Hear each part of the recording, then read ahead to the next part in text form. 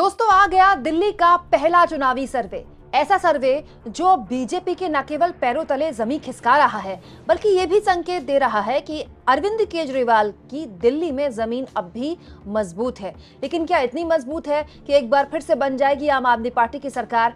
इस पर सी वोटर ने अपना पहला सर्वे सामने रखा है। वैसे दोस्तों लोकसभा चुनाव, हरियाणा चुनाव और महाराष्ट्र के चुनाव के बाद एग्जिट पोल और सर्वेस पर भरोसा कम ही कर सकते हैं हम, लेकिन क्योंकि हम चुनावी कवरेज आपके सामने रखते हैं, चुनाव का हर आंकड़ा और विश्लेषण आपके सामने रखते हैं, इसीलिए इस सर्वे को एक नजर देखा तो जा ही सकता है। क्योंकि ये सर्वे बीजेपी को बहुत बड़ी टेंशन तो दे ही रहा है, साथ में दिल्ली का मूड भी बता रहा है। दोस्तों ये जो सर्वे किया गया है ये 6 जनवरी तक का सर्वे है, यानी कि पिछले हफ्ते तक का सर्वे, और काफी लंबे वक्त से सर्वे किया जा रहा है। ये एक बेसिकली ट्रैकर है जो सी वोटर हर दिन करता है। मतलब ऐसा नहीं कि एक दिन गए, डेटा कलेक्ट किया और आ गए, हर दिन लगातार ट्रैकर है। तो इससे बहुत वजहें हैं जिससे कि आपको पता चल सकता है जमीन पर कि हालात क्या हैं। इस सर्वे में बड़े स्तर पर जो एंटी इनकम्बेंसी है वो तो दिखाई देती है, इसमें कोई दो राय नहीं, और स्वाभाविक भी है दोस्तों, क्योंकि यहाँ पर 10 साल अरविंद केजरीवाल की सरकार को हो गए हैं। लेकिन फिलहाल इस सर्वे में बीजेपी दिल्ली में सरकार बनाती नहीं दिख रही है, क्योंकि दोस्तों यशवंत देशमुख के सी वोटर के मुताबिक दिल्ली में 49% लोगों ने इस सर्वे में कहा है कि वो चाहते हैं कि आम आदमी पार्टी वापस सत्ता में आए। 49% मतलब 50% से 1% कम, ऑलमोस्ट आधी आबादी दिल्ली की, राइट। दूसरा 46% मतदाता दिल्ली में चाहते हैं कि सरकार बदल जाए, राइट। ये भी एक इंपॉर्टेंट आंकड़ा है।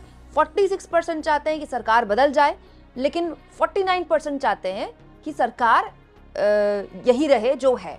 तो आप इस आंकड़े के जरिए देख सकते हैं कि कांटे का मुकाबला तो है, लेकिन इस कांटे के मुकाबले में अरविंद केजरीवाल ने, आम आदमी पार्टी ने किस मापदंड में बढ़त बनाई है वो मैं आगे आपको बताती हूँ। दोस्तों सी वोटर के सर्वे के मुताबिक अरविंद केजरीवाल के मतदाताओं में जो कट्टर मतदाता है उनका, वो पुरुष तो हैं लेकिन पुरुषों से कहीं ज्यादा महिलाएं हैं। ये देखिए इसमें लिखा है, सी वोटर का कहना है कि पुरुष मतदाताओं में बीजेपी केजरीवाल की पार्टी आपको कड़ी टक्कर दे रही है। पुरुषों में बीजेपी को लेकर एक झुकाव है, लेकिन महिला वोटर्स में आपका बोलबाला है और बीजेपी बहुत पीछे है। महिलाओं का वोट निर्णायक हो सकता है। महिलाओं का वोट निर्णायक हुआ है हाल के दिनों के लगभग हर चुनाव में, जहां पर चुनाव कांटे का मुकाबला जैसा था, जैसे मध्य प्रदेश में हुआ, उसके बाद महाराष्ट्र में हुआ। और जो भी फ्रीबीज अरविंद केजरीवाल देते हैं दोस्तों, चाहे वो मुफ्त बिजली है, मुफ्त पानी है, स्कूल बच्चों के ठीक कर देना, या फिर मोहल्ला क्लिनिक हो जाना, और ये एक ऐसी फ्रीबीज है जिसमें अरविंद केजरीवाल ने केवल बोला नहीं है, करके दिखाया है। इसीलिए जो महिला सम्मान राशि देने की बात की गई है 2100 रुपए केजरीवाल की तरफ से, इस पर महिलाओं को भरोसा इसीलिए है क्योंकि ट्रैक रिकॉर्ड अच्छा है अरविंद केजरीवाल का। बहुत से लोग ये कहते हैं कि केजरीवाल थोड़ा पहले कर दिया होता, 1-2 किस्त आ गई होती, जैसे महाराष्ट्र में आ गई थी, तो और ज्यादा आसानी होती। ऑफ कोर्स और ज्यादा प्लस होता जब 1-2 किस्त आ जाती तो, लेकिन जैसा कि मैंने कहा कि जब आपका ट्रैक रिकॉर्ड होता है तो महिला वोटर को पता है कि यार ये देता है, ये कर देता है, इसने फ्री बिजली भी बोली तो कर दी, बस मुफ्त कर दी, तो बाय डिफॉल्ट आपका साइकी होता है कि भाई इसने बोला है तो कर देगा। इसीलिए शायद महिला मतदाताओं के बीच अरविंद केजरीवाल का झुकाव ज्यादा है। और तीसरा और सबसे इंपॉर्टेंट फैक्टर जो इस सी वोटर के सर्वे में दिखाई दिया है दोस्तों, वो है खुद अरविंद केजरीवाल।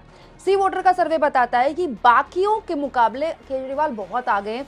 जब सीएम उम्मीदवार के तौर पर लोगों से सवाल पूछा गया तो 47% लोगों ने कहा कि अरविंद केजरीवाल पर वो भरोसा करते हैं, मुख्यमंत्री के तौर पर वो उनकी पहली पसंद होंगे।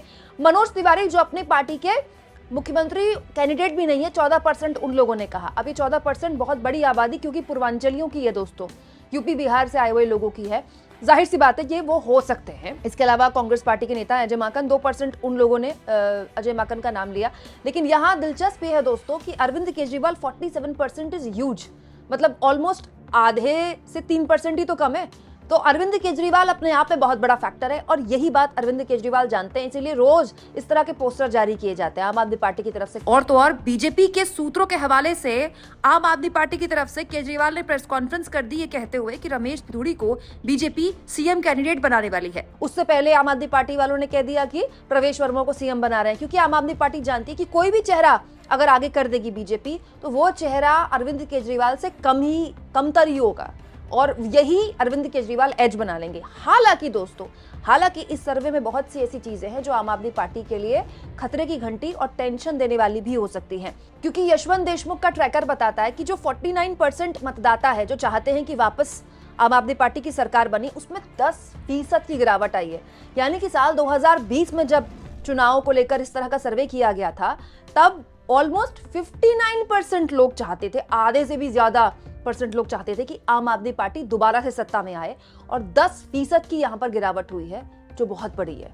जाहिर सी बात है, ये बताती है कि अरविंद केजरीवाल और उनकी सरकार को लेकर एक एंटी इनकम्बेंसी है, और बहुत तगड़ी एंटी इनकम्बेंसी है। और यशवंत देशमुख का सत्य हिंदी में इंटरव्यू भी मैं सुन रही थी पूरा, और उन्होंने ये बात अपने इंटरव्यू में बोली कि अगर आज अरविंद केजरीवाल ये सोचकर बैठ जाएं कि चुनाव तो उन्होंने निकाल लिया है, तो ऐसा नहीं होने वाला है। चुनाव अभी भी फंसा हुआ है, और इसीलिए आप देखिए अरविंद केजरीवाल जबरदस्त तरीके से हर दिन, मतलब 3 प्रेस कॉन्फ्रेंस होती है केजरीवाल की पार्टी की। एक सुबह होती है 10 बजे या फिर 11 बजे, फिर एक 2 बजे होती है, फिर शाम को एक 4 बजे के आसपास प्रेस कॉन्फ्रेंस होती है। अरविंद केजरीवाल ने सारी ताकत आम आदमी पार्टी ने दिल्ली में झोंक दी है। कम से कम 3 एजेंसियां हैं जो ये काम देख रही हैं।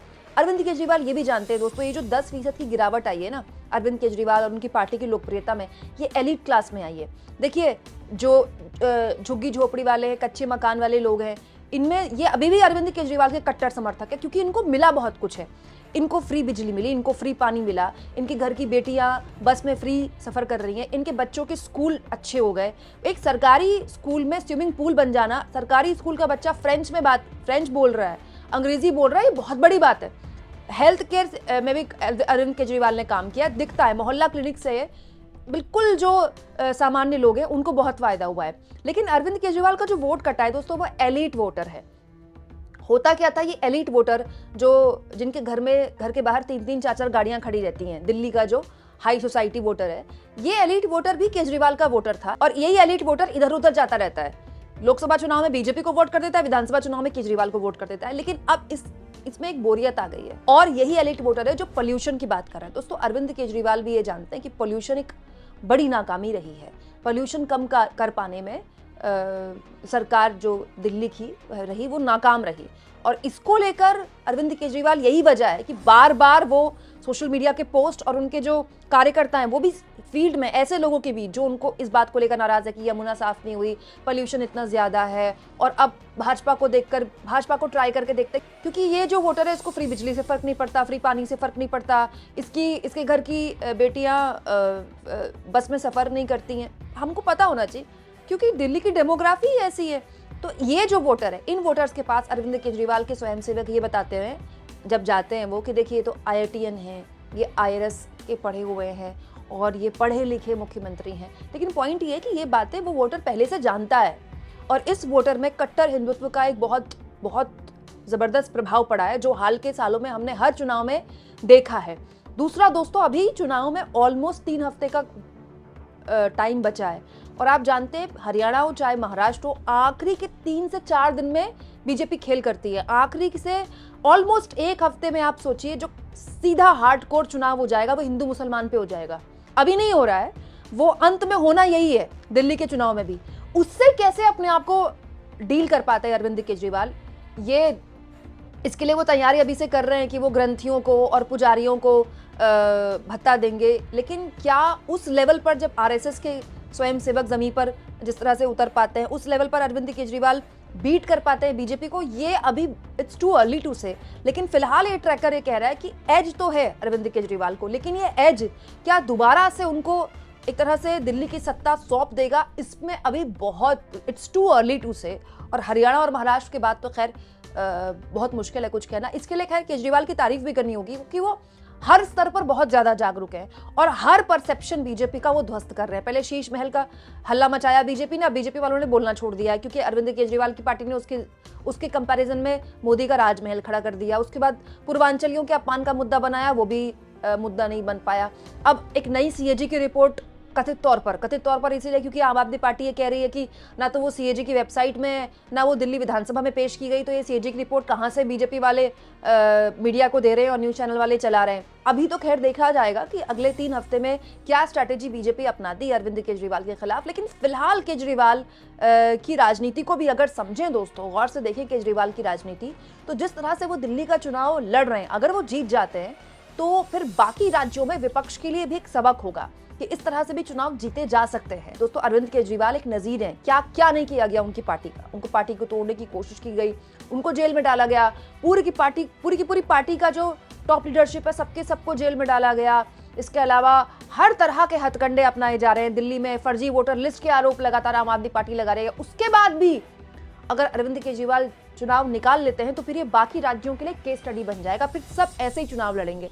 आपको क्या लगता है दोस्तों, कमेंट बॉक्स में जरूर लिखें और जितना हो सके चैनल को शेयर भी करें, सब्सक्राइब भी करें और थैंक्स और ज्वाइन, ये 2 ऑप्शन है जिसके जरिए आर्थिक तौर पर भी आप चैनल के हाथ मजबूत कर सकते हैं।